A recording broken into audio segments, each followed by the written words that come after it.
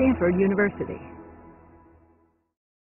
Okay, so the usual intro is how lucky you are to have the speaker. This time we mean it. Ben, I have known from the beginning of your career back in late 70s. I can't remember where it was when you were in Germany working on the beginning days of climate modeling and doing data analysis. My early memory of Ben was, hey, this is really statistically sharp guy, but he's too much of a straight shooter. Wait. So then, over the years, we all did our quiet work that nobody really paid any attention to. And in 1994, the IPCC, the Intergovernmental Panel on Climate Change, as all of you know, in its second assessment report, had in Working Group 1 a Chapter 8, whose, I think they called them convening lead authors then, was Ben Santer and Tom Wigley, right? I think it was both of you guys. No, just you. Okay. That meant he was responsible for the chapter. And that chapter was based on a paper that Ben led a team of people on looking for fingerprints. He'll explain that. In the system. I gave you guys examples of them very quickly on the fly, but that's the guy who really did it first. And those fingerprints basically pointed to a discernible impact of human activities on climate.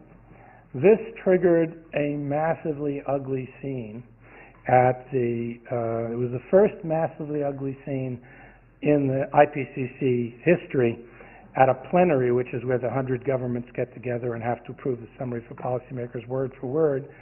And the guy being attacked was him. So it was because this chapter saying there was this discernible impact, though that word came out later but to that effect. And the chief Saudi negotiator basically said this was bad science, tried to drive a wedge between North and South countries, was very effectively doing it, and there was what is called a contact group. At a contact group, when you cannot agree in plenary, you go off and you negotiate. We negotiated like all day to get this language right. Now the Saudis, who made all the fuss, and the Kuwaitis never sent anybody, and they had many, many, many delegates. This one guy from Kenya came, and he had actually proposed dropping the entire chapter because he believed the Saudis. This was the Southern Solidarity. But this guy, meteorologist, not a famous science star, came and he watched this entire day, changed his mind, decided the process was fair and open. So we go back, and the normal practice in IPCC after a contact group where the group agrees is that the text is put up there on the screen and it is pro forma accepted, because if you started fighting over it again, you'd never get out. Well, of course, Saudis immediately raise their hand and Al-Saban starts in, this is unacceptable to us. So Ben has the temerity, this mere scientist, to say, but sir, your delegation made the most noise and you did not even have anybody at the group. And Al-Saban slams his fist on the table and it says, I am a representative of a sovereign country, you're just a scientist, you cannot talk to me like that. And we're a small delegation, we didn't have time. The Kenyan guy raises his flag. My stomach is in knots. And he gets up and he says, I'm a small delegation, I'm it. But I was convinced by the Saudis that this was really important. I went. I'm now satisfied the lead authors are correct. I withdraw my objection and urge everybody to vote for it. It passed. Then the Wall Street Journal started accusing him. You can tell about that? No. Of scientific cleansing. Because in an IPCC report, every single meeting is correcting the language. So at the direction of the plenary, he corrected the language, to which these guys in the Wall Street Journal redacted the components that were one of your words you just taught me, Meg, that were caveats, and said, therefore, this was a distortion of that. So there's this Mr. Mild-mannered Ben Santer, the statistician, quiet guy on the block, all of a sudden now out there as this object of derision by these manufactured, trumped-up charges of the ideology of no government control and the fossil fuel industry. Unfortunately for them, Ben very shortly thereafter got a MacArthur Genius Award, not just because he stood up to them, but primarily because this was the first scientific study really showing that there was a discernible impact of human activities on climate by good statistical testing. So Ben has now worked in many other areas. He's showed why the satellite measurements were valid, but not the way the original guys showed it. Why a series of recent papers now which purport to show that the mainstream is wrong should never have gotten through peer review and so forth, for which he's been FOIA attacked. He'll tell you all about that. And so here Mr. Mildmanner will come up here and tell you what life in the scientific fast lane is like when you hurt the interests of trillion-dollar industries. Ben? Thank you, Steve. It's very nice to be here tonight, and it's very nice to be out of my office, actually. I've spent the last 4 months since the ClimateGate events unfolded not doing science, but essentially defending friends, defending myself against allegations of scientific misconduct, and trying to set the scientific record straight. And I'm going to tell you a little bit about what has caused me the most personal concern in the whole ClimateGate affair. My concerns and my difficulties over the last 4 months relate to a scientific paper I published in 2008, and that's what I'm going to tell you a little bit tonight. And it's really sort of a morality play in a way. It's a story about science, non-science, and nonsense.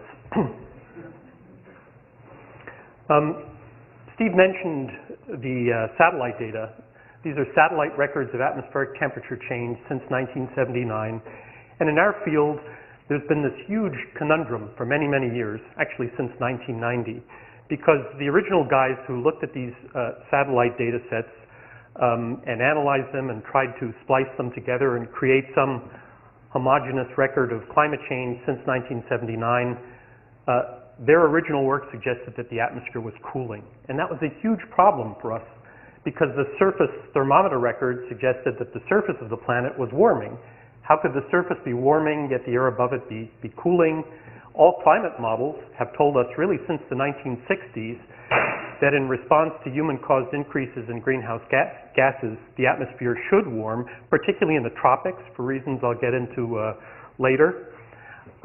So this really seemed to be some fundamental problem for our field, a contradiction between these satellite measurements, basic theory, and the surface thermometer records.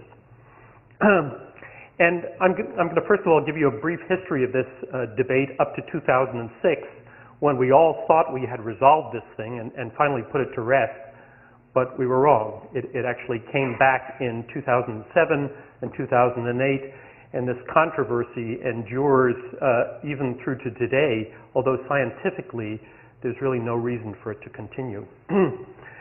And in order to discuss the non-science and the nonsense, I need to get a little bit into some statistical issues, but I'm only going to show a couple of equations, and the statistical issues here are really rather simple. And then finally, I'm going to deal with climate auditing, Freedom of Information Act request, and ClimateGate, and what I've had to deal with after publication of our paper in 2008. Okay, first of all, inconvenient observations. Again, for a long time, there's been this notion out there that satellite data, satellite measurements of atmospheric temperature change prove unambiguously that there is no human effect on climate, and that the surface thermometer record is wrong. And I guarantee you could read something like this in your local newspaper, national newspaper, for many years. Even now you can probably read similar statements. I'm not picking on Mr. Schlesinger here, but this is a particularly egregious example. He said, writing in the LA Times in 2004, satellite measurements over 35 years, he got the number of years a little bit wrong, show no significant warming in the lower atmosphere, which is an essential part of the global warming theory. So let's look at that claim.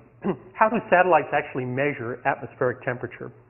Well, it turns out that oxygen molecules are fairly homogeneously distributed throughout the atmosphere, and their microwave emissions are proportional to the temperature of broad layers of the atmosphere. So by measuring the emission of oxygen molecules using these microwave sounding instruments, and by looking at different frequencies, you can actually back out the temperatures of different layers of the atmosphere. The lower troposphere, so the lowest layer of the atmosphere, the lower stratosphere, the mid to upper troposphere. And the first guys to do this really were folks at the University of Alabama in Huntsville. Much of the focus in this great satellite debate, let's call it, has really been on temperature measurements in the lower 7 to 8 kilometers of the atmosphere. As I mentioned, initially it was just one group at the University of Alabama at Huntsville, John Christie and Roy Spencer, who took on this very difficult job of trying to construct climate quality temperature records from these satellite data sets. And their records initially suggested this cooling of the atmosphere. In the late 90s, a second group here in California, actually a private company called Remote Sensing Systems, threw their hat into the ring. One of the fellows involved in that effort was Matthias Schabel, who was a former student of Steve's here at Stanford. Other groups have now thrown their hats into the ring too, but for a long time these were the two main protagonists there. This was the problem.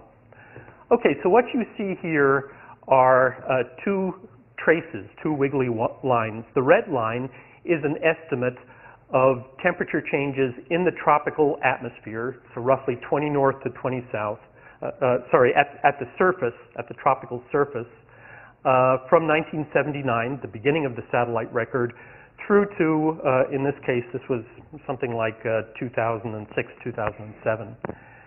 The blue line is from the University of Alabama group. It's their estimate of temperature changes in the tropical lower atmosphere, the lowest 7 to 8 kilometers of the atmosphere. And you can immediately see the problem there. If you look at the overall temperature change over this 25 plus year period, the satellite record suggested that there had been cooling, whereas the surface record suggested a strong warming. Now there's a lot of noise.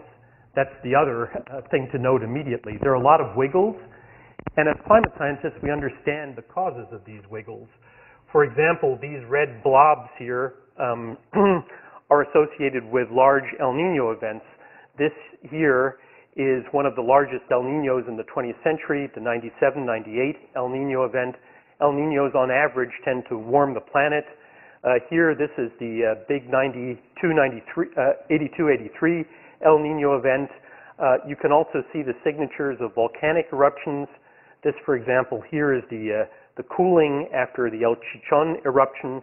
This is the cooling here after the Pinatubo eruption. So we know a lot of the reasons for the wiggles on the red curve and the blue curve. What we didn't understand is why one showed cooling, the satellite record, and why the surface temperature showed warming. Now, the Santa Rosa group looked at the same raw satellite data, the same raw bits and bytes. Okay, I'll just toggle between these two pictures. Compare the blue line and the black line. Okay, so the red line, the red trace is the same. That's the surface temperature record estimated by a combination of thermometers and satellites measuring surface temperatures. But the black and the blue lines are the two groups' estimates using the same raw data of the lower atmosphere temperature change. You can see the Santa Rosa group actually shows stronger warming than the surface record over the satellite era. So how could these two groups, using the same data, arrive at fundamentally different estimates of the temperature change, estimates that differed in terms of the sign of the change? This is the best observed period in Earth's history. How come? Why did they get different results? Well, it turned out that the answer was related to satellite drift. What you see here, plotted on the y-axis, is something called local equatorial crossing time. It's a measure of the time of day at which a satellite, these are polar orbiting satellites, sees a certain location on the Earth's surface. And here you see a whole bunch of satellites, and the length of the line is the lifetime of the satellite. Let's look at NOAA 11 here. What you can see is that over its roughly 6-year lifetime, the time of day at which it saw a given location on the Earth's surface drifted systematically. It drifted by over 4 hours. Now, as you can easily appreciate here at our latitudes, we have big daily temperature cycles. Whether I make a temperature measurement at 4 in the afternoon or at 8 at night matters. And clearly, if there's some systematic drift in terms of the time of day at which you're making an observation, you have to account for that. Well, the Alabama group recognized that this was a problem, that they had to account for this drift effect, but they got the sign wrong. They literally got the sign wrong. They made a sign error in correcting for the effects of satellite orbital drift. This all came out in a series of papers that were published in Science in 2005. There were 3 papers. They were published in the same issue. One of the Alabama group argued that there had been a conspiracy to publish these papers at the same time. There was no such conspiracy. These were independent efforts here. The first paper was by the guys at Santa Rosa, and they were the ones who identified the sign error in the Alabama group's correction for the effects of satellite drift. They did it right. When they did it right, they got the black line, which I've showed you. Let's just go back to that. You know, this was their estimate then of temperature changes in the tropical lower atmosphere over the satellite record. The Alabama group had for a long time argued, well, we can't be wrong here because we're in almost perfect agreement with independent measurements from weather balloons. Now, weather balloons have been making measurements of atmospheric temperature since the 1940s, actually, but in a big way since the 1960s. And typically, these are weather balloons that are launched at hundreds of locations around the Earth's surface. They carry thermometers, and they make measurements typically at midnight and at noon. Now, what's happened over time is that those thermometers carried by the weather balloons have to be shielded. And they have to be shielded because, as you'll appreciate, a thermometer left out in direct sunlight is affected by that direct sunlight. That direct solar heating of the thermometer contaminates the measurement. People recognized this with weather balloons, and they had thermal shielding for these thermometers. Over time, that thermal shielding got better and better. That introduced some non-climatic bias in the weather balloon data. Now, the second group was a bunch of scientists at Yale University and at the Geophysical Fluid Dynamics lab in Princeton. And what they did was very clever. Remember, the weather balloon data are from 2 times, from midnight and from noon. They compared the midnight data with the noon data. It turned out that the midnight weather balloon data showed strong warming of the lower atmosphere. The noon didn't. And those differences between the midnight and the noon results were coherent throughout the atmosphere. And the differences actually got larger the higher up you got in the atmosphere, which makes sense because the higher up you get, the thinner the atmosphere, the stronger the solar heating effect, the more important that bias is. It's a beautiful piece of detective work.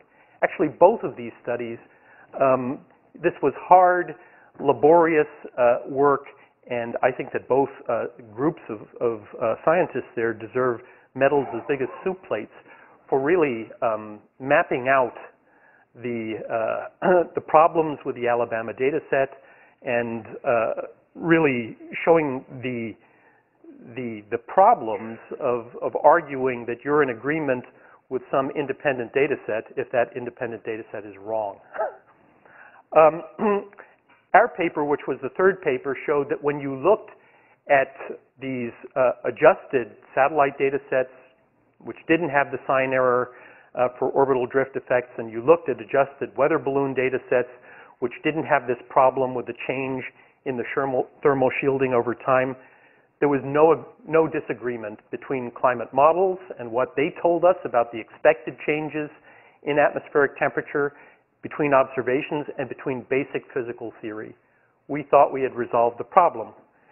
And this was the first report of the U.S. Climate Change Science Program. It came out in April 2006. It was the first of 21 reports to the U.S. Congress on many different aspects of climate change. Roughly 24 of us worked for 2 years on this report. and it involved all the major protagonists, the Alabama group, the remote sensing systems group, experts in weather balloon data, experts in surface temperature data, climate modelers. It was very unpleasant, but this was our bottom line conclusion. And this was a process really that did not exclude dissonant voices, it involved them.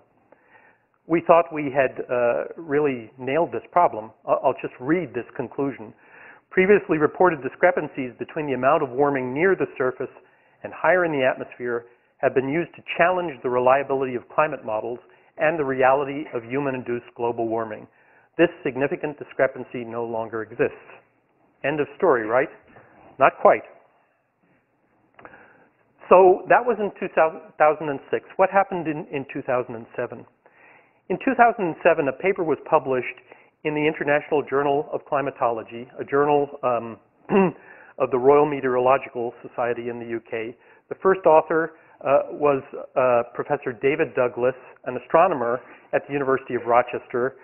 The second author was John Christie, who was involved in the development of the Alabama data set that I've just talked about, the Alabama satellite data set. This paper made the following claims. These gentlemen devised what they called a robust statistical test, and based on that test, they concluded that models and observations disagree to a statistically significant extent. Now, I should point out here that this conclusion was based on the same data that we had used 1 year earlier in this report, the one that I mentioned here, this first report of the U.S. Climate Change Science Program. So these folks claimed, based on their paper and based on analysis of the same data, that they obtained a fundamentally different conclusion. Again, how could they get that fundamentally different conclusion? They claimed then, this is another one of the co-authors of that paper, Fred Singer, based on that single paper, nature, not human activity, rules the climate. This was the centerpiece of Fred Singer's so-called NIPCC report, the Non-Governmental International Panel on Climate Change report. And Fred Singer also held a press conference after the Douglas et al. Paper was published at the U.S. National Press Club. He claimed that the findings from this paper constituted an inconvenient truth and proved that nature rules the climate. Human-produced greenhouse gases are not responsible for global warming. These were extraordinary claims. They were claims that one paper had really turned the world of science on its head and somehow magically counteracted literally hundreds of scientific papers that showed that there was a profound human effect on climate. How could they make this claim? Okay, in order to look at how they could make that claim, we need to get very briefly into some statistical issues. Imagine you have a very, very simple equation, simplest form. You have a time series like the ones I showed you previously, some overall change, maybe a warming, maybe a cooling, and a lot of wiggles superimposed on it, a lot of up and downs. Well, we can separate that time series into a signal component, say some slow overall trend, some warming in response to human-caused changes in greenhouse gases, for example, and noise, what we call natural internal climate variability. That's, as I've showed you, wiggles that are associated with things like El Niños, which tend to warm, La Niñas, which tend to cool, and other things that we know and love as climatologists, like, for example, the Pacific Decadal Oscillation, North Atlantic Oscillation. There are many different beasts, many different modes of natural climate variability that constitute this internal noise. So imagine, if you will, that you've got this Harry Potter-like statistical magic wand, and you can wave it over one of these time series, and you can separate it into those two components, a signal component and a noise component. Now, we can actually kind of look at this in climate model data, and you can very nicely see what I mean by signal and noise. This is from a climate model, a Japanese climate model. These are from experiments that were performed in support of the IPCC's fourth assessment report in 2007.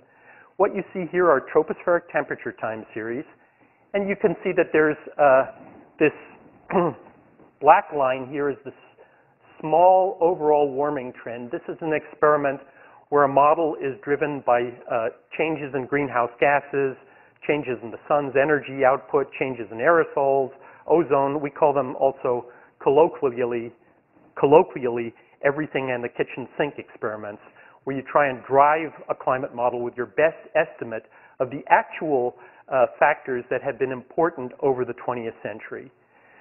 And you can calculate from this climate model something akin to the satellite temperatures that I've showed you.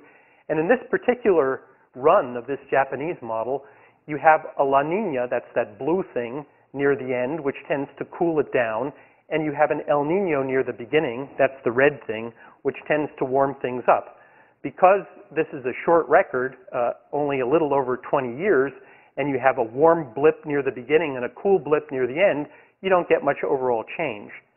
Now, when you run the same model, but starting from a different initial state, back, say, in 1850 or so, you get some different sequence of El Ninos and La Ninas. These are free-running models, if you will. They generate their own climate noise. And if you start from different initial conditions, very soon you get a different sequence of El Ninos and La Ninas. You see that very clearly here. This is, again, the same model, the same human-caused forcing factors that it's being run with, but it has a different sequence of El Ninos.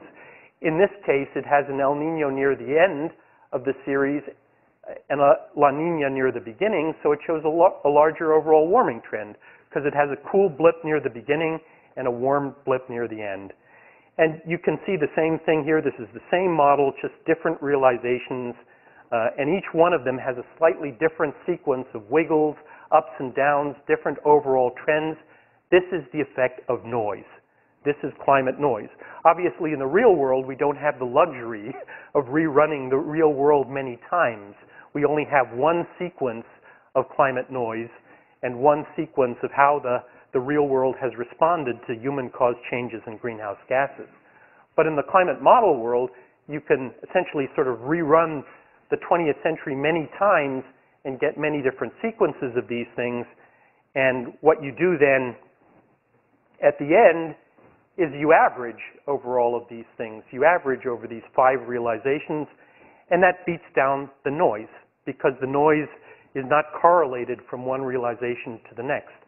So you get a better estimate of the thing you're really interested in, which is the slow overall increase in temperature, in this case in response to human-caused changes in greenhouse gases and all that other nice stuff.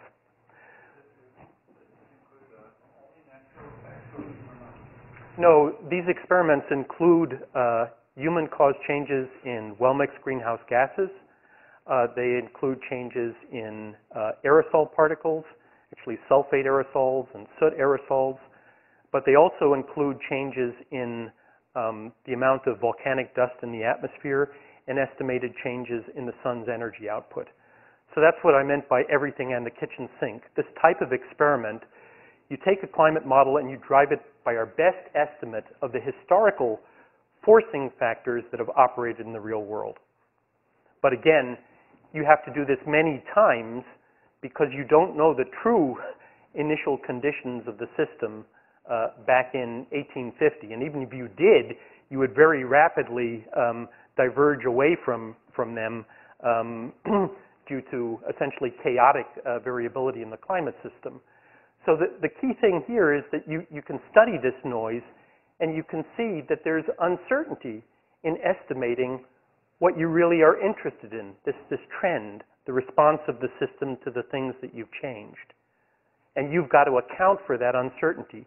Any comparison between models and observations has to account for that kind of uncertainty. But the ocean temperatures were internally calculated. That's right, yeah. That's why the El Nino, La Nina is kind of random in when they occur. Right. Again, this is a coupled model of the atmosphere and ocean.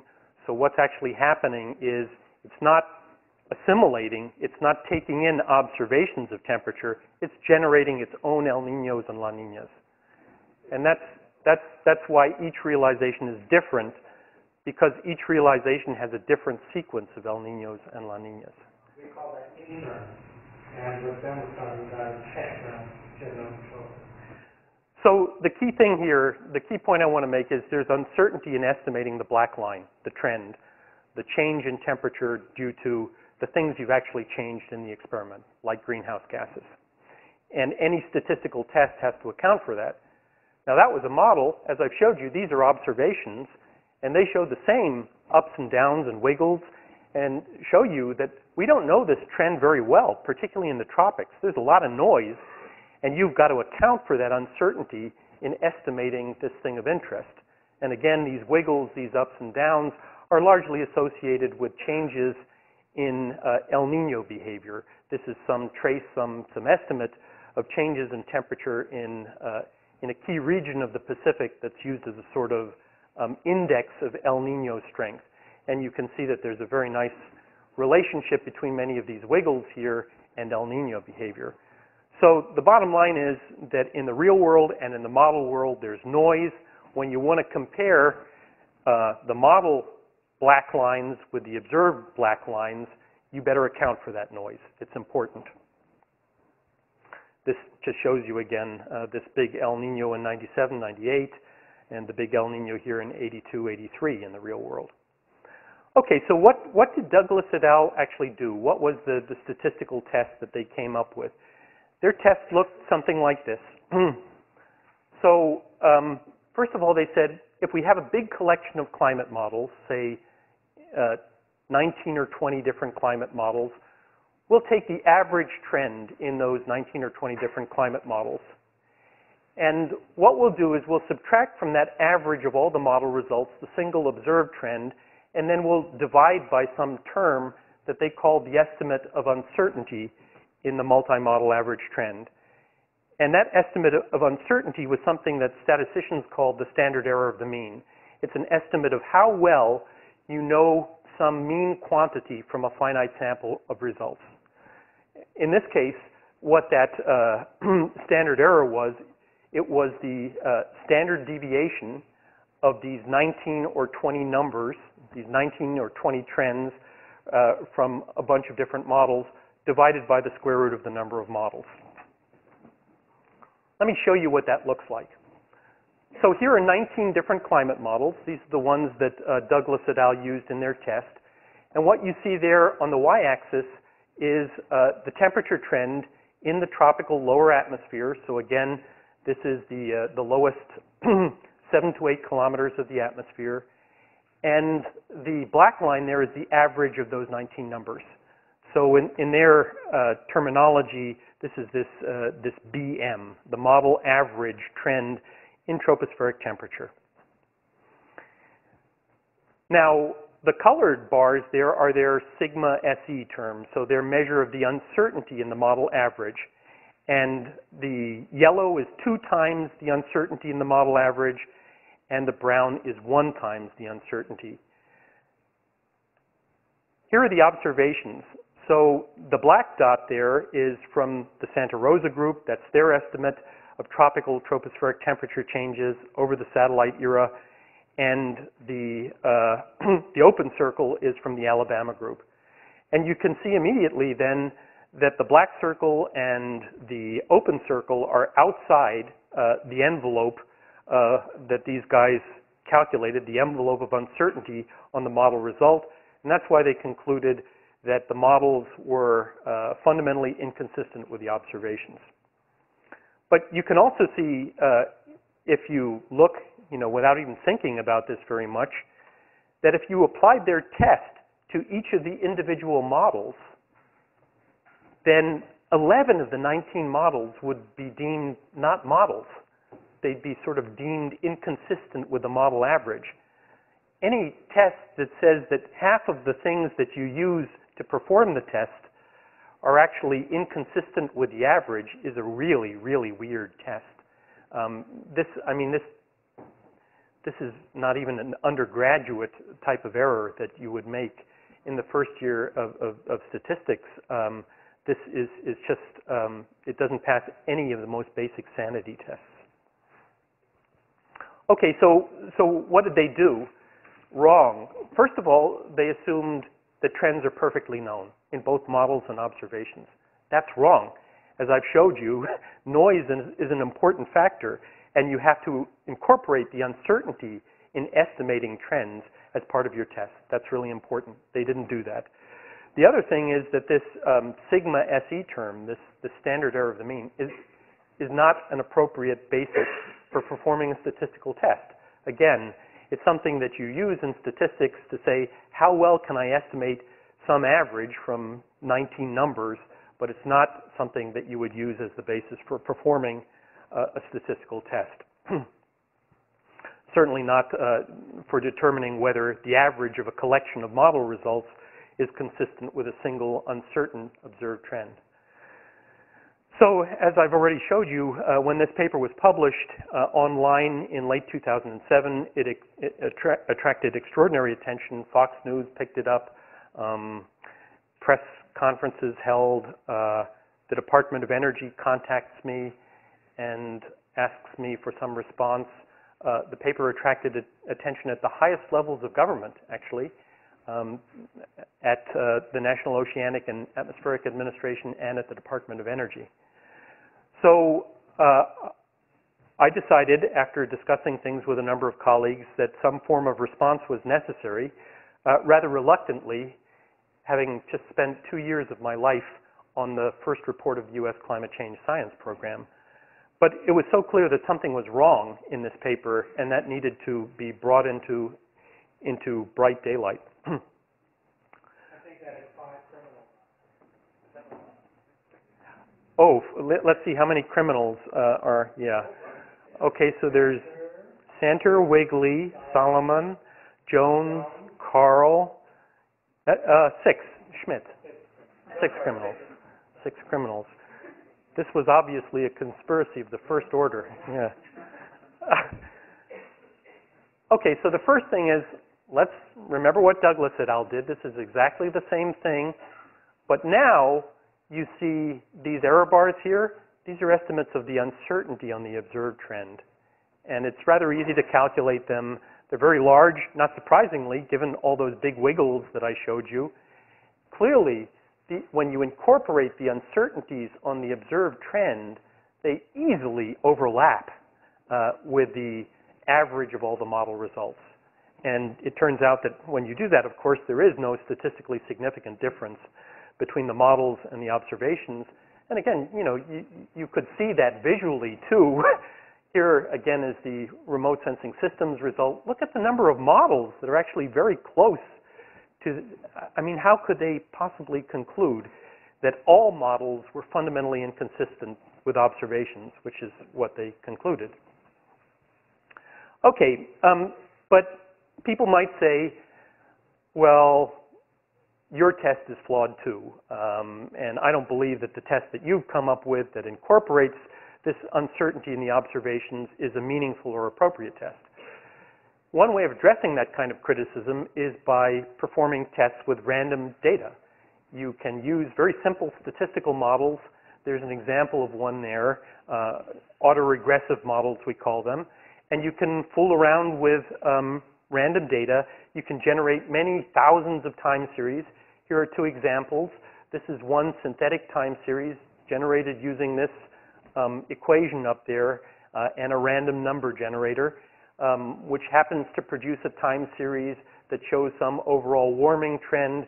This is one that shows an overall cooling trend. You can do this many, many thousands of times, and you can apply their test and you can apply our test, and you can see how both tests perform under these controlled conditions, where you know that the only differences you should see between these synthetic time series are due to chance alone. Okay? So that's what we did. And here you see the results of that. This is essentially here on the x-axis, sort of the number of models that you use in this test. Remember, we're not using actual model data, but it's the number of time series that we're using in this test. And what you see on the y-axis there is the number of times you would conclude, or the percentage of times that you would conclude that these synthetic time series are statistically different. And statisticians know that if you conduct a bunch of tests, then and you're looking at differences between these time series at the 5% significance level, then 5% of the time, roughly, with random data, you should expect to see significant differences. And if you're conducting differences, looking at significance of differences at the 10% level, then roughly 10% of the time with random data, you'd expect to see significant differences between these random data sets you're generating. And that's exactly what we got with our test. There's a small bias. I won't go into the technical reasons for that, but our test basically behaved very close to theoretical expectations. This is how the Douglas et al. Test behaved. Now, you can see that asymptotically, as you increase the sort of number of time series that you're looking at, because of this square root n term in there, what happened is that more than 80% of the time, with randomly generated data, their test would conclude that the random data sets were significantly different. It was absurd, just completely absurd, demonstrably wrong. We're not talking about shades of gray difference here of opinion between reasonable scientists. We're talking about something that was simply incorrect.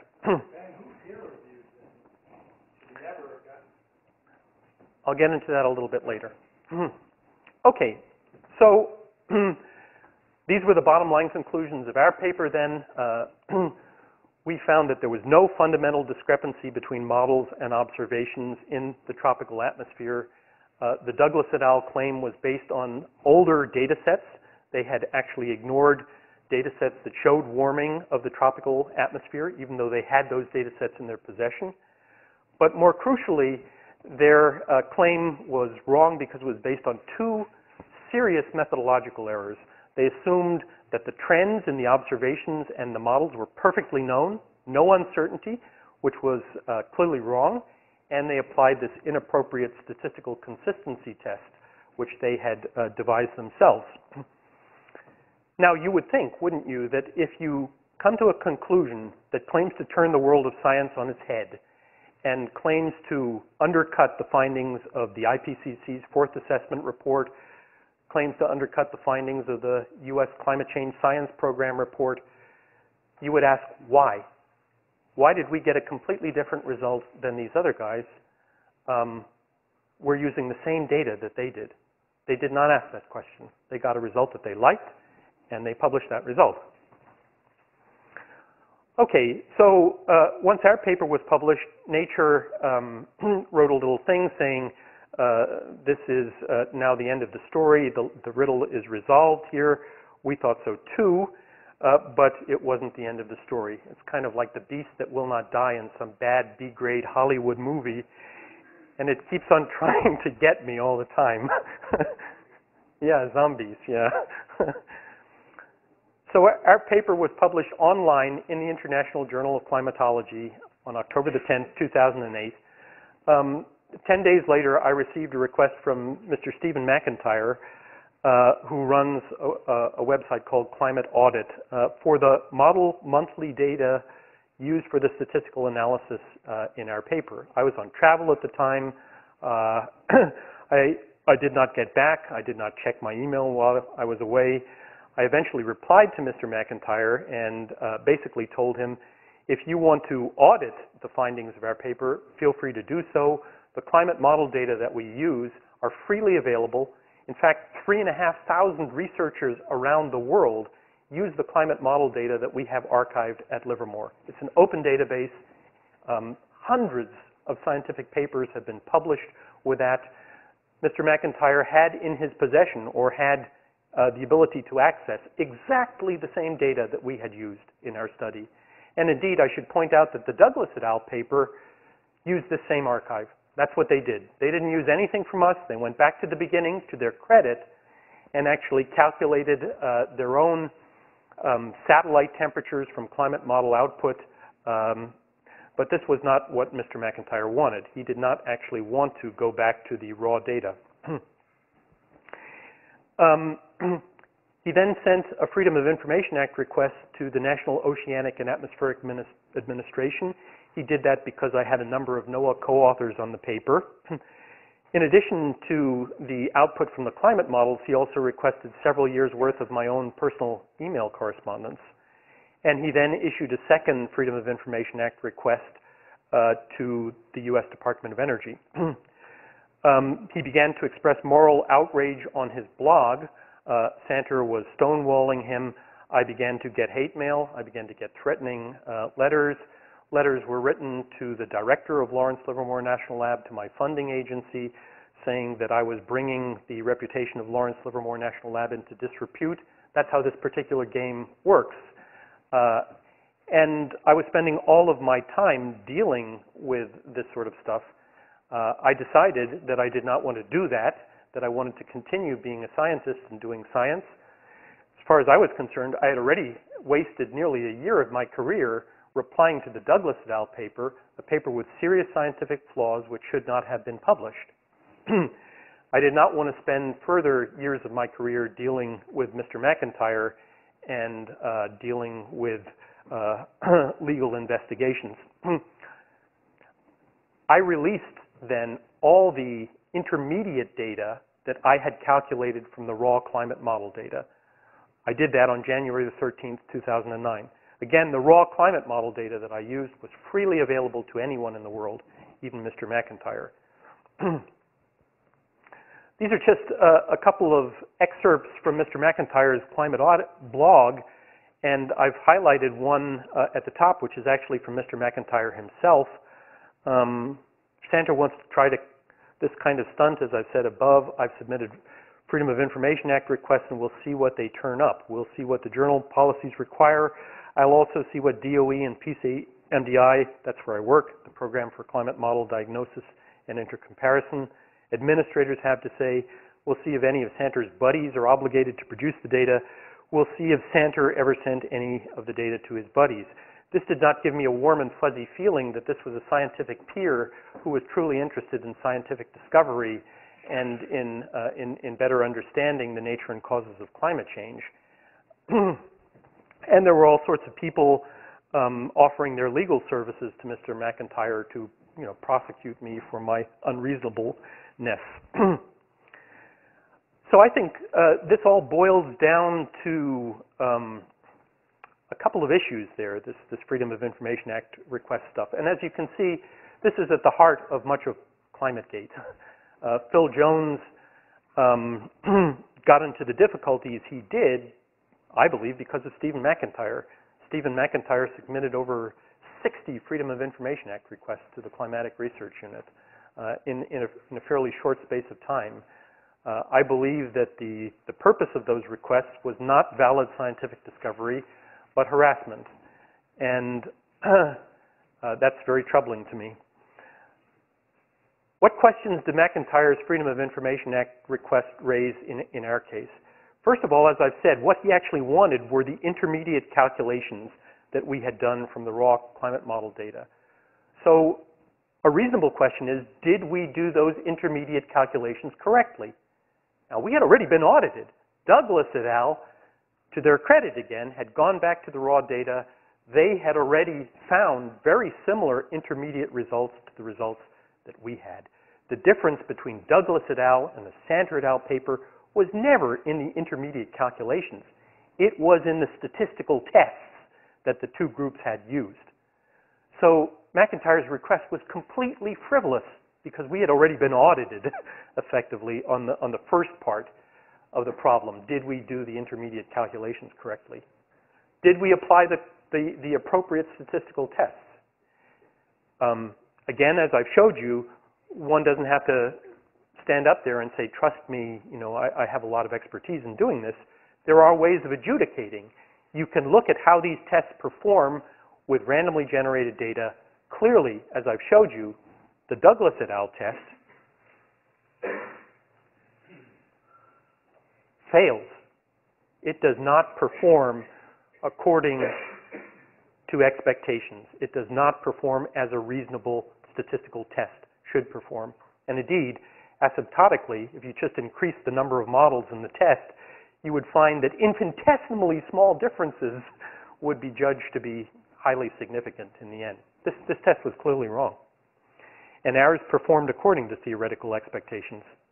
So, question 2, yeah, we had examined how these two sets of tests performed. Ours performed according to theory. The Douglas et al. Test did not perform according to theoretical expectations.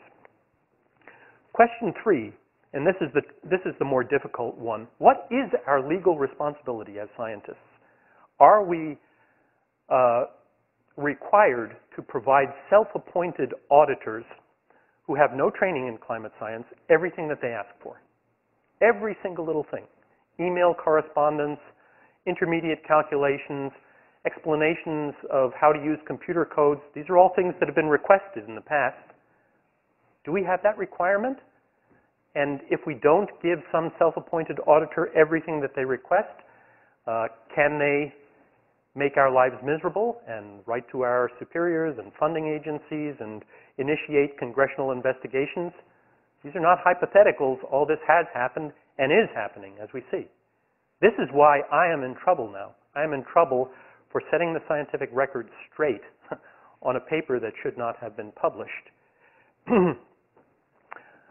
I don't think we have that responsibility. I think we have a reasonable responsibility as scientists to ensure that others can replicate what we have done, that they have in their possession all the data that we used at the outset of our study, and that they can see whether we did all calculations correctly and whether we drew appropriate conclusions based on those calculations that we did. I think that's our responsibility, to ensure reproducibility is possible, but I don't think it's necessary to give these self-appointed auditors every little thing they can possibly think of. Finally, again, as I said at the outset, this is a story about science, about non-science, and nonsense. These are important scientific issues. We really need to know whether there are fundamental discrepancies between models and observations, whether there are inconvenient observations out there. We and others have studied that for decades now. We haven't managed to find those killer, inconvenient observations. But for the longest time, the satellite record was held up as an iconic example of something that gave the lie to all computer modeling, to all other observational data sets, to basic theory. The non-science is what Douglas et al. Did. Again, they did not behave as normal scientists would do. They used the same data that others had used, models and observations. They got fundamentally different results after devising their own statistical tests. And rather than then probing and asking, is our test appropriate? Are the inferences that we drew appropriate? They just ran with the result that they got. And the nonsense, I think, is what Mr. McIntyre has done. All of this expression of moral outrage on his blog and playing this game where you literally incite other people to hatred and get them to do all sorts of things that have nothing to do with science whatsoever and nothing to do with search for scientific truth. Again, from my perspective, Mr. McIntyre had access to all the information he needed, both model and observational data, to test our findings and determine whether we were right or whether we were wrong. I think he's using Freedom of Information Act requests, not only in my case, but in many other cases, as a means for harassing and intimidating other scientists. I think there's a calculated attempt here to mandate the scientific equivalent of what people used to call no-go areas in Northern Ireland. You go there and come up with results we don't like, we'll be down on you like a ton of bricks. And paleoclimate is one of those no-go areas now. And also the microwave sounding unit data, satellite data, that's another one of those no-go areas. I don't think we can let this kind of stuff stand. Now more than at any other time, we urgently need people looking at these key areas of climate science, not being intimidated by bullies. One of the really troubling things is the asymmetry in this auditing. Mr. McIntyre purports to have considerable statistical training, yet he did not audit the Douglas et al. Paper, which had a grievous and very obvious statistical error. If someone really were interested in dispassionately getting to the bottom of things and figuring out why two papers reach fundamentally different conclusions, they would not behave in the way that Mr. McIntyre has behaved. Again, I don't think we can be cowed or intimidated by this kind of stuff, but it's painful, and it's going to continue to be painful. ClimateGate tells us that there are folks out there, there are forces of unreason who are not really interested in improving our understanding of the science. And the very sad thing to me is that even after publication of our paper, Douglas et al. Have not admitted any error in what they did. And what happened, this is a timeline of the key events, what's happened to me over the last couple of months, if you look here right at the end, based on their selective analysis of the hacked emails from the Climatic Research Unit, David Douglas and John Christie published something in an online thing called the American Thinker, in which they accused me of serious professional misconduct. They did not admit any error in their statistics, but they accused me of conspiring to delay publication of the print version of their paper. Again, their online paper was published 10 months before our paper. Their paper was, again, published in December 2007. Our paper was finally published in October 2008. The editor of the International Journal of Climatology decided to publish both the Douglas et al. And Santer et al. Papers in the print version at the same time. That was the editor's decision, not my decision. But in this piece here, I was accused of somehow using my evil powers to persuade the editor of the journal to hold back publication of the print version of the Douglas et al. Paper. And that has then, that and my response to Mr. McIntyre's Freedom of Information Act requests are now the subject of investigations by both Senator Inhofe and by Representative Barton. So again, that's the end of my story. It's not over yet, obviously. It is a kind of morality play for me. I guess to be filed under the category, no good deed goes unpunished. But it's important to do this kind of stuff. Science is not self-correcting. There's no magical self-correcting mechanism out there. When an incorrect paper has been published and extraordinary and wrong claims are made on the basis of that paper, people have to do the work of exposing the errors, trying to remedy the errors, trying to explain what went wrong, trying to do it right. And there is cost involved in doing that, but that does not absolve us from the responsibility of trying. So thank you very much, and be glad to try and answer any questions you have. What has been the response of the government agencies to the Freedom of Information Act request to date? It's the law of the land. Oh, sorry, the question was, what was the response of government agencies, in this case, both NOAA, the National Oceanic and Atmospheric Administration, and the Department of Energy, to these Freedom of Information Act requests? NOAA's response was, we don't have the data Mr. McIntyre is requesting, only Ben Santer has that. DOE, it was unclear how they were going to respond. It was left up to me, essentially, to decide whether I wanted to try and fight this request and potentially spend years of my scientific career doing that, or whether I wanted to release these intermediate calculations, which is, in the end, what I decided to do. I should point out that I made that release to the entire scientific community, and I released everything that I had calculated, not just the intermediate calculations requested by Mr. McIntyre. I did that, I would have to say, somewhat reluctantly, because I think there is a principle here. Again, I believe that I had been compliant with the letter and the spirit of the Freedom of Information Act by telling Mr. McIntyre, if you want to reproduce what we've done, you have access to the same data that we used. And I do think it is troubling to set this kind of a precedent, but it's a judgment call.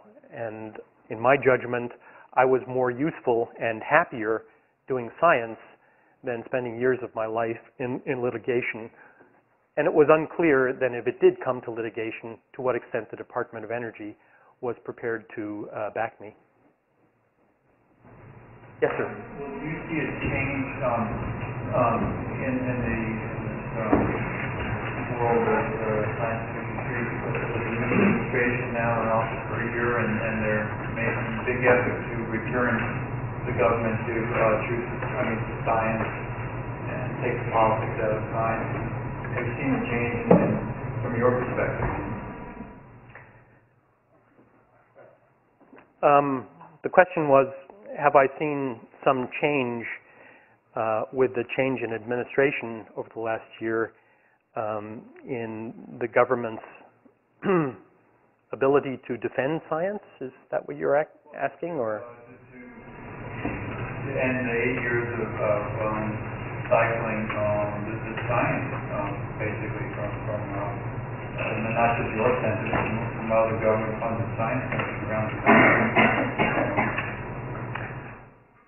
Well, I have to say that I did not actually experience all that much in the way of stifling of my science in the previous administration. I was pretty much allowed to do what I wanted to do.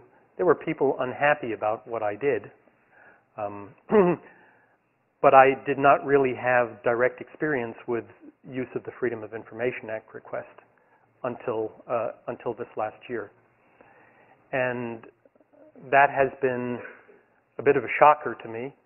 I had thought that the Freedom of Information Act request, while clearly noble in intent to enhance transparency in government, could not be used in this way.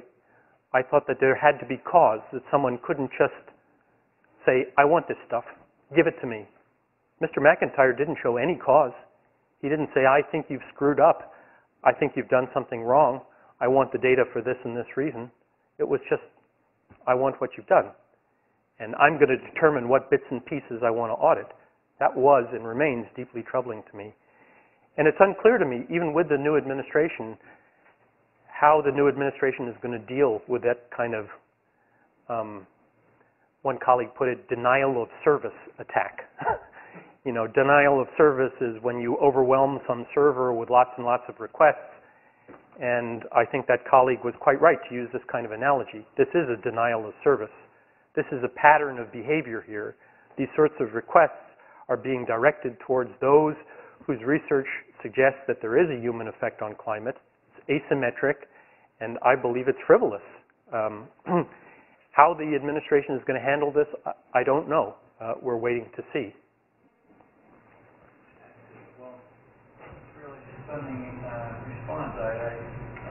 I assumed that when the new administration came in, that this appears to be some type of politically motivated action. And I would have thought that they would give you good legal advice. I mean, you work for the Department of Energy at Lawrence Livermore. Yes, I do. I mean, that is a very well-established, long-standing department. I mean, you're saying that they told you, well, you're on your own, and we're not going to support you, or we're not going to allow you to continue your science. No. The question is, well, it's sort of a comment more that this is surprising, and what has the reaction of the Department of Energy been? The Department of Energy, I hope I'm off the record here. I guess I'm on the camera.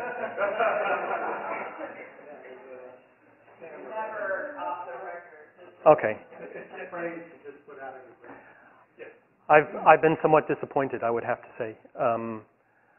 The Department of Energy, in the aftermath of ClimateGate, has not said, we stand behind this work here, this particular paper that Ben Santer and his colleagues published. We believe these attacks are politically motivated. And I understand realpolitik. I understand how it might be difficult for an agency to make those kind of statements in public, but they've not even made those statements in private. You know, nobody has called up and said, hey, in a sense, we're the ones who got you into this mess because we asked you to comment on this paper. Nothing. That's since '82. I mean, former boss is now head of the national. Not my boss. No, he was at Lawrence Berkeley National Lab. I'm at Livermore. But I think that ultimately this administration has to deal with these kind of issues. You know, ClimateGate, in my mind, does reveal this abuse of the Freedom of Information Act request, to use it as a tool for harassing people rather than for valid scientific discovery. And that is troubling, and I believe that others will be emboldened by these kind of successes to do more of the same in the future, unless there are clear guidelines as to what is or what is not subject to Freedom of Information Act requests. The letter I received from Senator Inhofe at the start of ClimateGate was basically a sort of hold notice that I'm not to delete any of my email correspondence related to the Climatic Research Unit. That email correspondence goes back 20 years. Copies have been made of the disks of all my computers, my laptop, my workstation, my two workstations. So this is a new reality now, and how government agencies that fund the kind of work that I do will deal with this new reality, I do not know. Yes, sir. Yeah, well, first of all, I guess I'm surprised that Inhofe was able to get off his knuckles long enough to send you an email. That's neither here nor there. What I'm curious about, you mentioned this earlier, is whether or not... Actually, can I respond to that one first? Yeah. So the question was, you were surprised, expressing surprise that Senator Inhofe actually managed to send me an email. He didn't. He made some blanket press release on his website that named me and a number of other scientists. And he actually misidentified the UK Climatic Research Unit and said in that press release that all correspondence between these scientists and the Hadley Climate Research Unit, an entity that does not exist, needed to be, preserved from destruction. Eventually, however, someone cottoned on that putting a sort of stop notice on email destruction for an entity that does not exist is maybe not such a good idea. So then, about a week ago or so, after 3 months, they finally sent me another letter with the proper identification of the UK Climatic Research Unit. So things work slowly, obviously, in Senator Inhofe's office. My question is, I guess, more of what your sense is as to whether or not this sort of these tactics will escalate in the future as the topic of climate change becomes more and more prevalent in the public discussion. And do you think, I think it's quite obvious that it will have a chilling effect, but I'm wondering if you've given much thought as far as how that will quash the debate or stifle the discussion, and what side issues might also, unanticipated side issues might arise as a result of that. Okay, so the question was, will this kind of behavior continue and even expand in the future? What might some of the consequences of this use of FOIA, congressional investigation, have on other scientists, particularly young scientists coming into the field? I think this will continue, as I said, unless the government is capable of making clear guidelines of what is and what is not subject to Freedom of Information Act requests. This sort of thing is clearly going to continue. And unless there is some form of political pushback against this, this will continue. This has been very effective. And there are currently Freedom of Information Act requests to colleagues of mine for, in one case, emails that include the word delete. I'm not kidding you. All emails that include the word delete. All words, that include Climatic Research Unit, hockey stick, So these are gigantic fishing expeditions, and it is troubling, I think, that there's no clear sense of how the administration is going to respond to these things. Pushback might come in the form of, and I hate to sound so melodramatic, but hearing this, I immediately think of Joseph McCarthy. And the fact that he was dragging people out of their houses and in front of his committee for as long as he did, and that at some point there was this indignation that came about where I think, as I understand it, there was a pushback when people just said enough is enough. And I'm wondering if that pushback will come from the scientific community, will it come from the academic community, or... I don't know. I was talking to Steve about that over dinner. I keep on thinking the pendulum has swung about as far as it can possibly swing, and then it goes a bit further, as with this latest in-health thing. I mean, talking of criminal prosecution and again, I believe it is McCarthyism. I really do. This is targeting of individuals because of the work they do and because of what that work shows. It's as simple as that. It is chilling, I think, for young people, but I guess the encouraging or the encouragement that I would like to give people in the audience who are thinking of working on these issues is don't give up. Work on this stuff. It's critically important. You can't be silenced by the likes of these guys at all. One cannot leave the playing field to these sort of customers here. One thing I just don't understand is that Yes. Freedom of Information Act requests for plenty of other data, like photographs of people killed in the Gulf War, etc., take years to process. Why are you guys being so efficient? Just take longer. We were given... You're overemploying somebody. You need to fake the budget cuts so that those requests take a lot longer. We were given 20 days to respond. Sorry. So the question was, why are we so efficient at responding to these things, and why not just delay and take a lot of time? Or one suggestion was actually to provide data in hard copy form, thousands and thousands of pages of things, and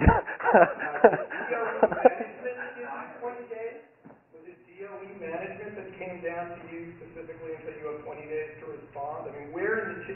As I understand it, freedom of information goes to governmental organizations, and they have to respond. Right. And it's the management in the organization that needs to take a position one way or the other. Yeah, it went to the second request went to the Department of Energy, and there are different components, of course, of the Department of Energy. There's the Office of Science. They're the people who actually fund our work.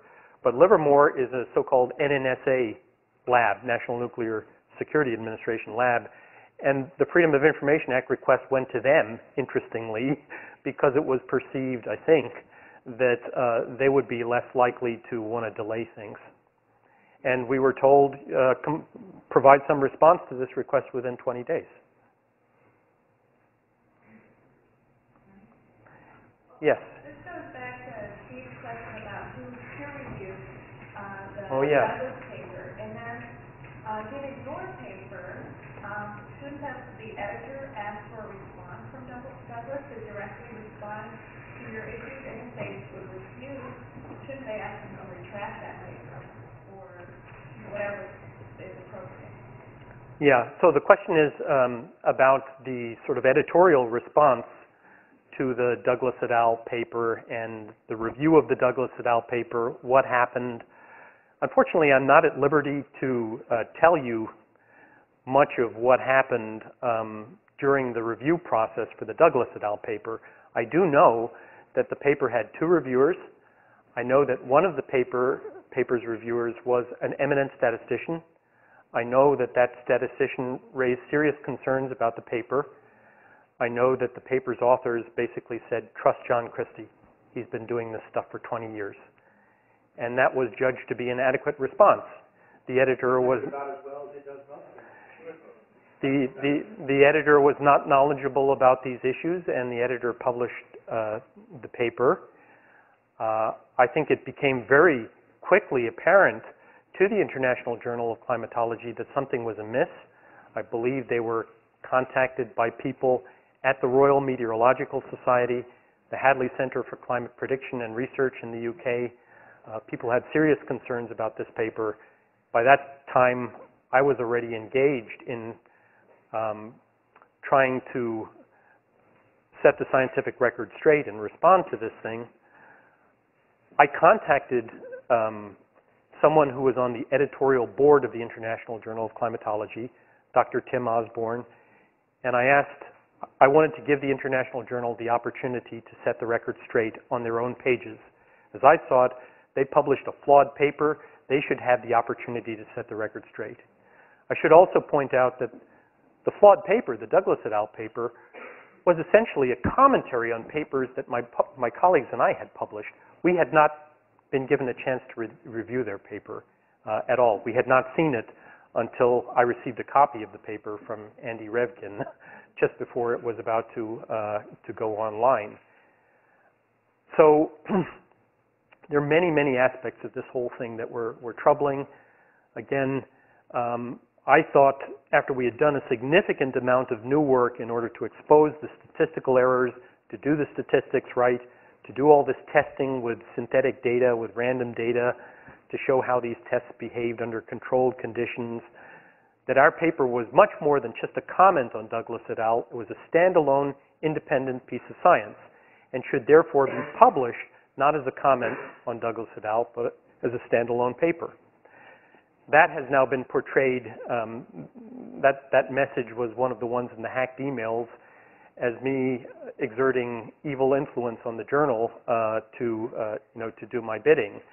I believe psychologists call that kind of behavior projection, when you actually project onto others your own values and beliefs and behavioral patterns.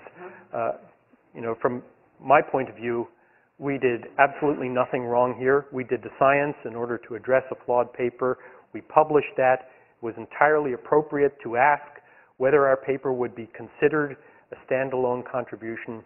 It was, it should have been, and I had no control over the decision to hold back the print version of their paper, which in the end, the print version wasn't the one that got the attention. It was the online paper that had been published 10 months before ours that got all the Fox News and Press Club and all that sort of stuff. So I think this was some failure of the peer review system. Those things happen, and again, there's no magical self-correction mechanism. It's incumbent on all of us.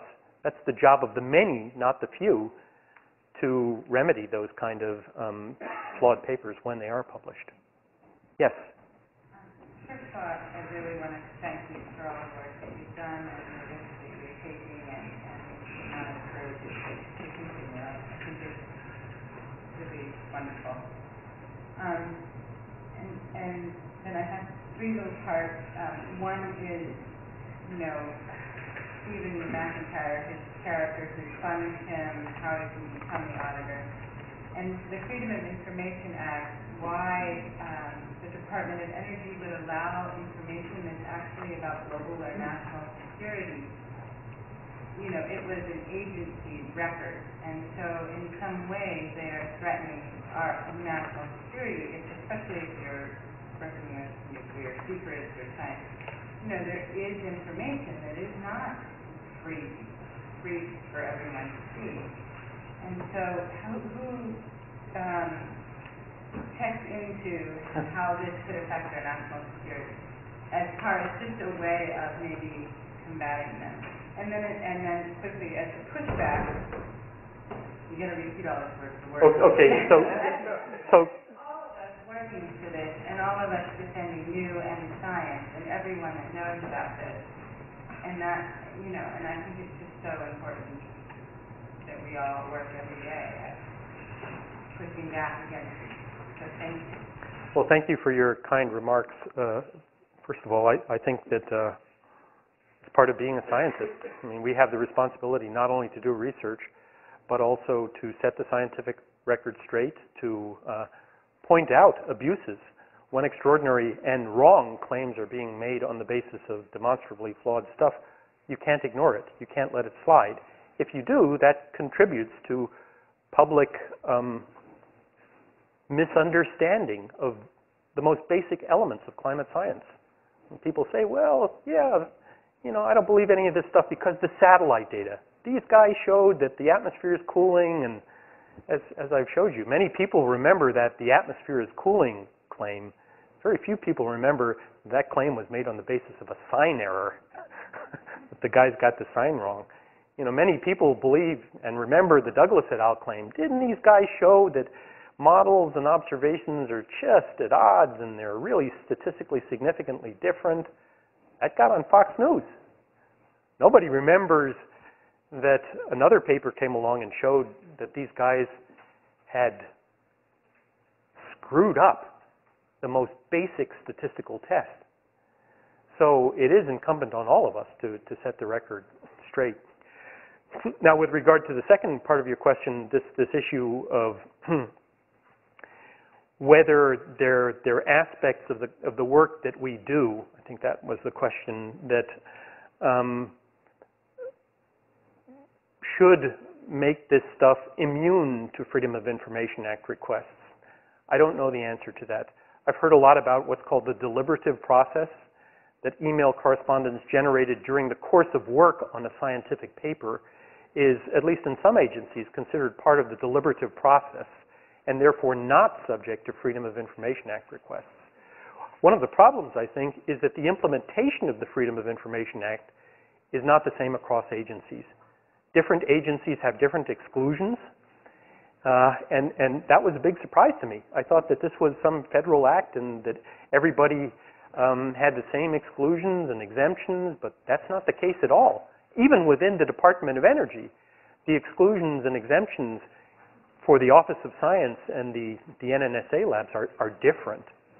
So anyone, regardless, could just request, anybody, who is Stephen McIntyre? He is a retired Canadian mining engineer. He's not a climate scientist. He's not a U.S. citizen, which is also troubling. But apparently you do not have to be a U.S. citizen in order to make Freedom of Information Act requests. I didn't realize that either. Yeah. And did you make a counter request for information about, for him to release his information, all of his emails and who was paying for him? I mean, has anyone? Because I'll write it down. I want to get at this by really. Yeah, he's not a U.S. citizen. He's not funded by the government. That's my problem. I'm funded by the government. And there's nobody that can figure him out, really, in a detailed manner. I think that one of the things that's happened in the aftermath of ClimateGate is that people are now devoting more attention to some of these folks and trying to understand who is funding them, why they're doing the things that they're doing. I think that is happening now, but it's a slower process. I think what we saw initially, as Steve probably told you, is a lot of, sort of gotcha dog pile type journalism. Let's jump on the pile here, and not the thoughtful investigative reporting that we should have seen. Who are the people who are responsible for these systematic Freedom of Information Act requests? Are they truly interested in better understanding the science, or do they have other motives? How have they behaved in examples like this, where there was a clear asymmetry? The wrong paper doesn't get any attention, and the people who are attempting to set the scientific record straight get all of the attention. These sort of things, I hope, will come out in the next several months or so. The bottom line is that no matter how loudly these guys shout and scream, you can't change the science. Ultimately, scientific truth will prevail, I think, no matter how loudly these forces of unreason shout. Yes? So, I want to just point out that we're living in a whole new era from the era that most of us grew up in this room, some of the students accepted here. And as a parent, I'm learning about social networking and blogging and all this stuff that goes on that my children have to deal with when they're out there on the internet saying things. They have to be aware of the broad leverage that the internet gives in terms of sending messaging really, really far out. So the question I have for you is, how are you dealing with a whole new era of social media, social networking, blogging, yourself as part of the way that you reach out more broadly to the public to get this record on the way you have described it, but also with your links and with your studies and with your data, because they are leveraging this to rile up people. They're counter forces of very academic and scientific, progressive-minded blogs and social networking sites that want to understand this just as well, who you should be working with to provide your defense. Because in a courtroom, when somebody accuses you of something and you don't immediately defend yourself, there's a sort of assumption or presumption of guilt. Social networking, I think it's very similar. If somebody on a blog is accusing you of things, you have to either on their blog or on your own blog be providing the response. And so have you been advised on this? Do you have a strategy, and are you doing that kind of thing?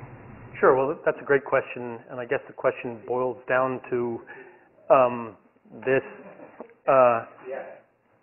The essence of the question boils down to this: how is blogging affecting me, first of all, and am I using the internet in some kind of constructive way to get my side of the story out? Thank you.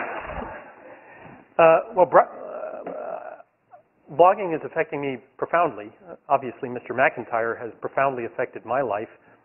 He's profoundly affected Phil Jones's life. He's affected the lives of many of my colleagues, and is likely to do so in the future. Again, I think there's a game here that this self-appointed auditor can request whatever he wants from climate scientists. He can use the power of his website to stir people up into some frenzy, get them all riled up. So-and-so has not given me exactly what I wanted. Do something about it. Write to so-and-so's superiors. Complain to his funding agency. All of this stuff happens. People send you threatening emails. People send you more than just threatening emails. They actually sometimes do things as well. And it's in part, I think, based on this intemperate language that goes on in some of these websites, and in part because of the intemperate language of people like Senator Inhofe, who refers to us now as criminals and climate science as a hoax and fraudulent. Those sort of words are not conducive to rational debate, rational public discourse at all. No, I'm not. As I said, for the last 3.5 months, I've just been responding because I take your point. I saw what happened with Phil Jones. I think Phil decided at the Climatic Research Unit that the best strategy was just to lay low and hope that everything would blow over, and that doesn't happen. You have to respond to these things, otherwise it's guilty as charged. I learned that at the time of the second assessment report back in 1996. What I've been trying to do is, instead of writing a blog, I've written a series of open letters. The latest one was released yesterday on Real Climate. These letters have a couple of functions. The first were to defend friends and colleagues who have been unjustly accused of very serious professional misconduct. The most recent two were to defend me, and I've requested against the allegations that I mentioned here, professional misconduct in our response to the Douglas et al. Paper, and misconduct in how we responded to Stephen McIntyre's Freedom of Information Act request. Those are two of the principal allegations against me. The third allegation really relates to 1996 and my service as convening lead author of Chapter 8 of the Second Assessment Report. That's been been given new life by this guy, Lord Monckton, who has sort of resuscitated that thing. So I've tried to address the allegations, to refute them, to link with previously published material, particularly for the 1996 stuff. That was distributed in many different fora. The Wall Street Journal, Nature, Science, the IPCC had defended me, other scientists had defended me. A lot of stuff is out there, but it wasn't easily accessible for people. So I've actually invested a lot of time in order to make it accessible. And the internet has proved a very effective medium for doing that. I do not have a blog. I still believe that the best contribution I can make is by continuing to do science. That's all I really want to do. The supreme irony in my scientific career is that I'm a very private person. I hate this kind of stuff. I love doing science, and that's all I want to do. And I don't want to have the rest of my research career dictated by the likes of David Douglas and John Christie and Stephen McIntyre. I'd prefer to be proactive about the work that I do, not reactive all the time. But you have to respond. It's a real catch-22 situation. When do you fight? When do you engage? When do you disengage and try and get on with your life? When do you... They don't want to touch this. Yeah. They couldn't get on with science contact sports. They said they're not interested in this kind of stuff. Yeah. They told me National Geographic bubble. Or that's one thing, but they don't want to get into it. I don't know what the right balance is. I don't know. I do know that there are a lot of great blogs out there. I particularly salute, the stuff that Steve has been doing for a long time now, the stuff that the folks at Real Climate are doing. They're really, as I said in yesterday's open letter, like Carl Sagan's famous saying, they're a candle in the darkness. There's a lot of darkness out there, and there are a lot of people spending significant amounts of their free time addressing this kind of stuff and making sure that things are not left unchallenged, that outrageous statements and myths and lies and disinformation, that they are challenged. I applaud those people, I really do. But for me, I think the best strategy is just to continue to do the science. Yes? As the previous question said, I really thank you for everything you've done. I think it's a real injustice what we've suffered over the many years, and I think suffering now, so I hope that changes. I also want to ask two questions. One has to do with the statistics, and the other has to do with your professional standards. So the statistical one is, when you went back and looked at the earlier paper, why did you include in the range of observations that the data set or results that you had previously found to be untrustworthy or false? That didn't make any sense to me. So why, when you said you had the band up here and you had the black dot and the open dot, yeah, let me go. I've got a word. Why did you include the lower one if you'd already found that the absolute set of observations are false? That's a good question, and okay, yeah, here it is. So, so you're referring to this one here. Okay, let me just repeat that question. So the question was about the University of Alabama data. That's the open dot here, and our the previous part of my talk had shown that dot was wrong. But if you remember, those guys had a sign error. They actually admitted that sign error in Science, and they were confronted again with pretty irrefutable evidence that they were wrong. If you look at this dot here, you can see that this is actually above the 0 line. So they made a change to their data. Okay. They said the sign errors, yeah, okay, we made a mistake.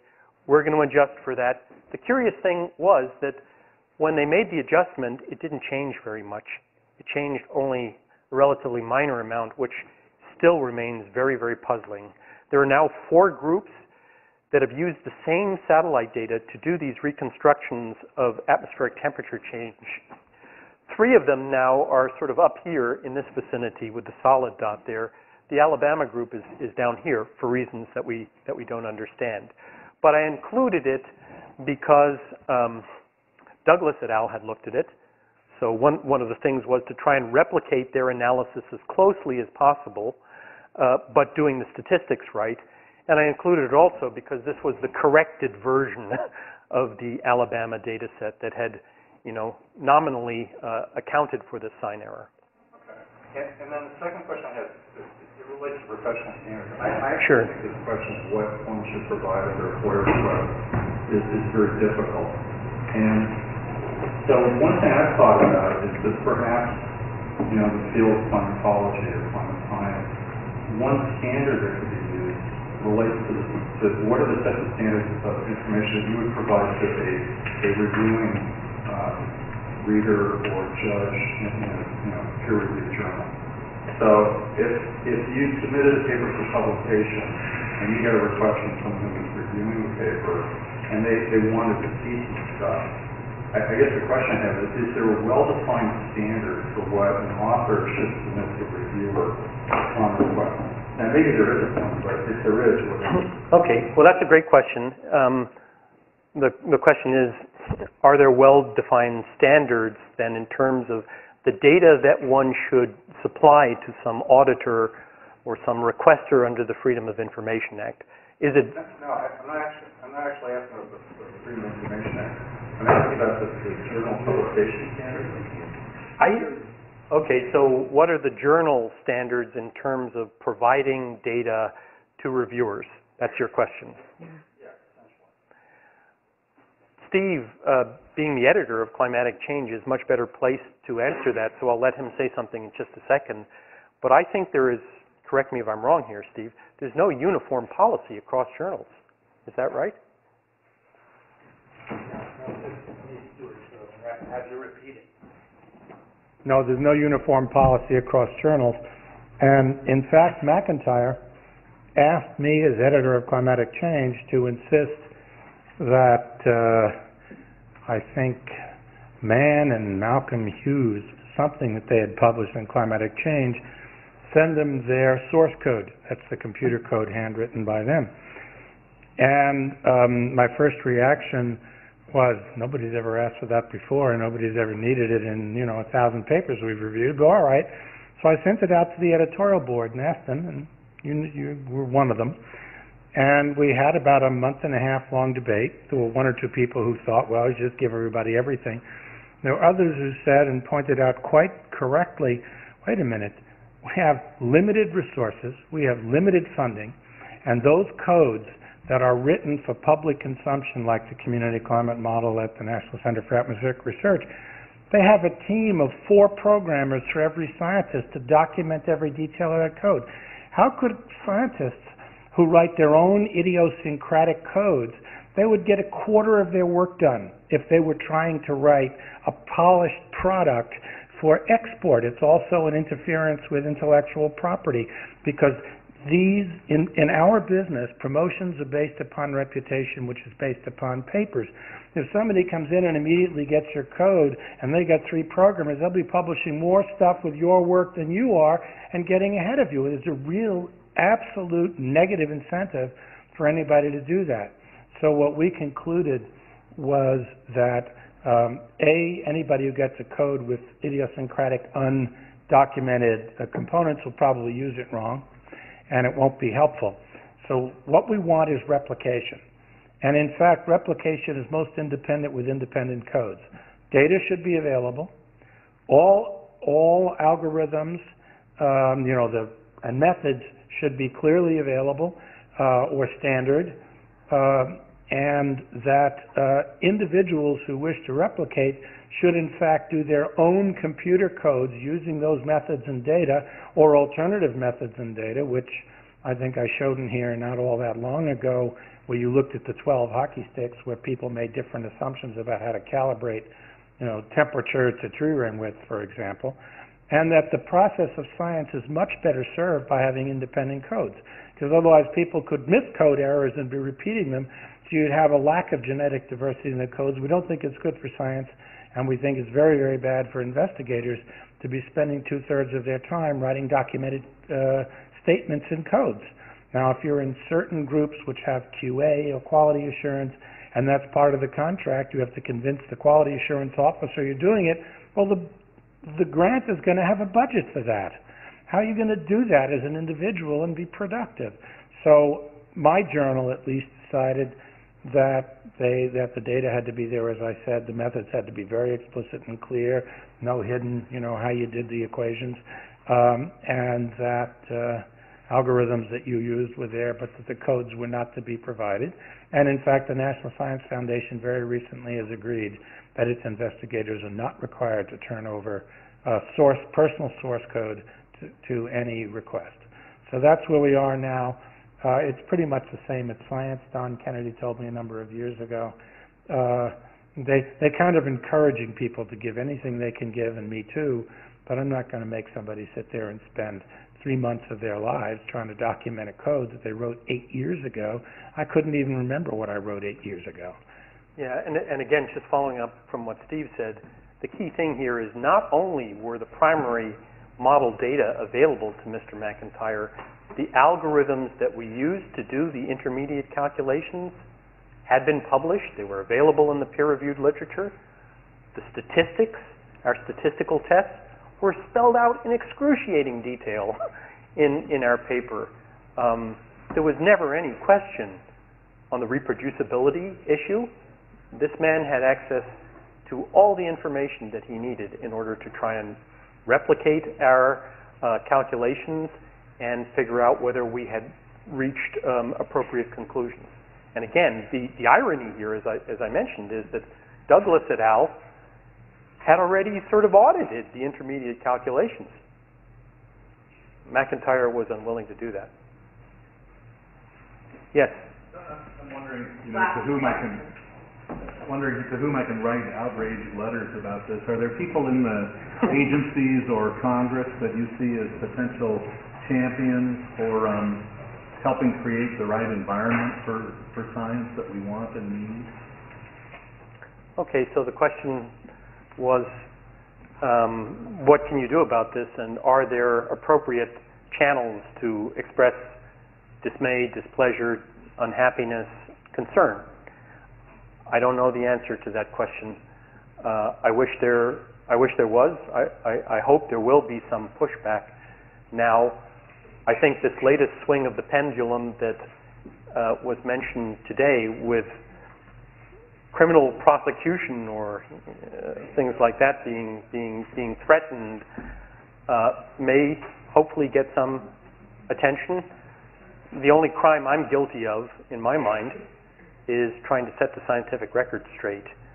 I don't think that's a crime yet, and I don't want to live in any country where that is a crime.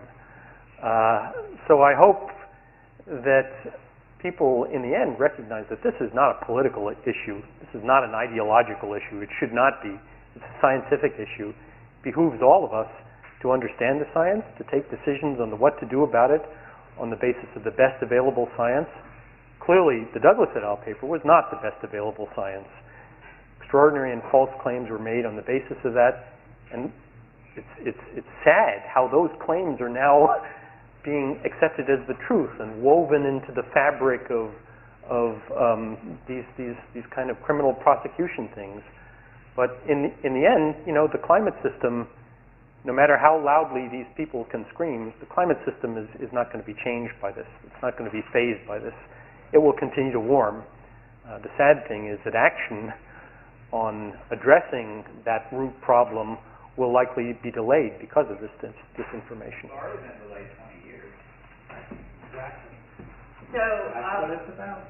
Please join me in thanking that. I just want to suggest a couple of things. First of all, this has become political. If you are interested in engaging, I suggest that you engage at the senatorial level, because there is going to be a discussion at that level, and you have every right as a citizen to, address your senators on this issue, and I encourage you all to do that. The second thing I just wanted to say is that for a moment there, I thought we were talking about fisheries, because for those of us who have worked in the marine realm and in management of marine resources, it is the norm to be subject to personal attacks. I have spent the last 15 years of my life being active in public service, And I've had my own life threatened. I've had my children's life threatened. I've had all 4 tires spiked. I have had to use wardens to go in and out of meetings where I'm serving my own state to make decisions about our marine resources. So this is really common.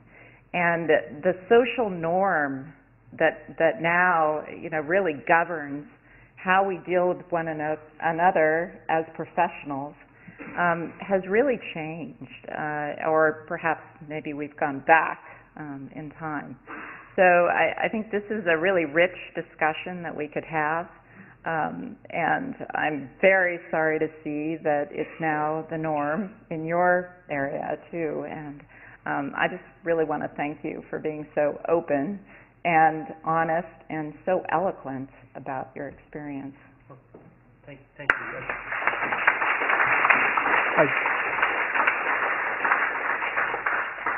Thank you very much for inviting me, and I just wanted to say finally that the information that I've presented today, I'll make that available. You're more than welcome to have that.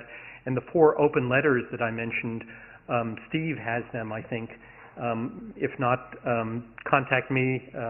Steve knows my email address. And sorry? The most recent one is up on Real Climate. One of them, the third one, is up at DSmog blog, but others, the first 2 may not be. And I'm very happy to distribute them and give them to you. Yeah. For more, please visit us at stanford.edu.